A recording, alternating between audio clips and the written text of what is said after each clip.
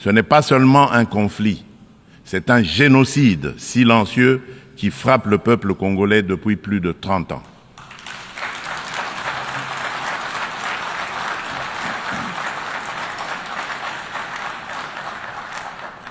En juillet dernier encore, plus de 300 civils, dont 48 femmes et 19 enfants,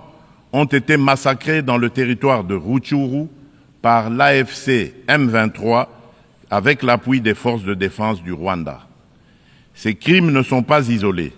ils s'inscrivent dans une continuité macabre. Je remercie les États-Unis d'Amérique d'avoir pris l'initiative le mois dernier de convoquer une session extraordinaire du Conseil de sécurité pour examiner ces massacres documentés par Human Rights Watch. Pour mettre un terme à ce conflit, le Conseil de sécurité, par sa résolution 2773 du 21 février 2025, a notamment exigé le retrait du M23 des villes de Goma, Bukavu et de toutes les zones sous son contrôle, le démantèlement des administrations parallèles instaurées en violation de la souveraineté de la République démocratique du Congo, ainsi que la cessation de tout appui direct ou indirect au M23. Je salue à cet égard le leadership du président Donald Trump,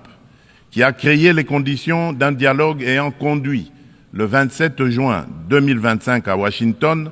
à la signature d'un accord de paix entre la République démocratique du Congo et le Rwanda.